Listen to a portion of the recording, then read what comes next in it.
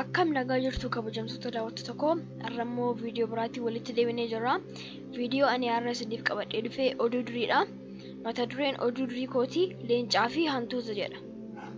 Oduu gara oduu durii kootiin seeniin dura warra subscribe hin goone amma subscribe gochuun, warra like hin goones amma like gochuun amma dhumaatti akkasiin na hordoftan kabajaan isin gaafadha. Amma walumaan gara oduu durii kootti haasennu. Leencaa fi Hantuuta. Leenci guddaan irbaata gaarii nyaate tokko quufee qaalaa yookiin boolla isaa fuuldura rafaa jira ture. Gaaf tokko ciisee utuu waan gaggaarii abjoochaa jiru uumamni xinnoon tokko gama isaa tuttuqte. Leencichi harka isaa ol fuudhee wayita gama isaa tuttuqu akka tasaa hantuuta ofirratti qabate. Sin argadhe jedhee itti aade obbo Leencoon. Fucungitti gama koo keessaa maal hojjettaa amma sin nyaadha jedhee obbo Leencoon. Obbo Leencoo kabajamoo jette xiixxee hantuutittiin. Maaloo dhiifama naaf godhaa. Obbo Leencoo ta'uu keessan hin beekne citaa walirra tuulamee jiru natti fakkaattan.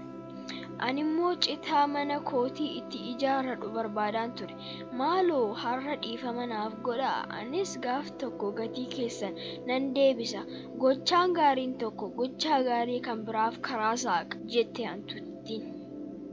Wanti hantuutittiin dubbatte sun leencicha dinqeennaan ol sagalee isaa ol fuudhee kolfe. Hantuutittiin akka deemtuuf erga gad dhiisee booda kolfaa akkas jedhee ofitti gungume.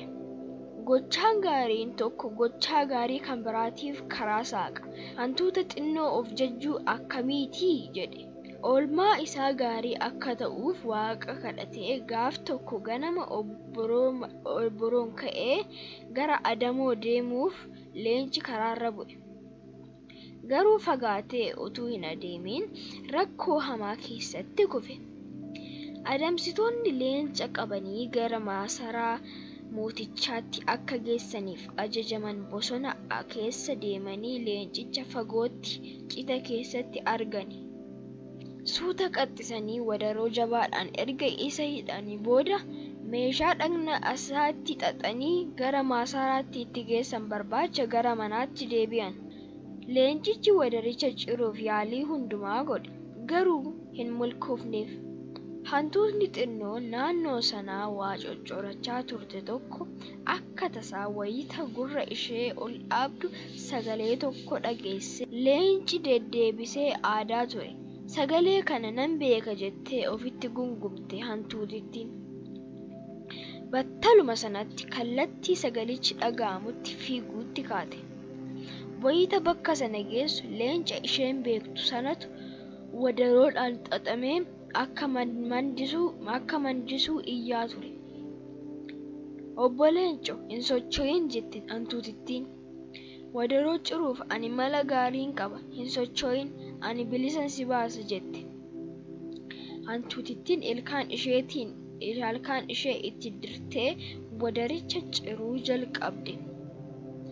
Utuma tokko tokkoon kukkuttuu wadaricha bulleessitee leencicha bilisa baaste.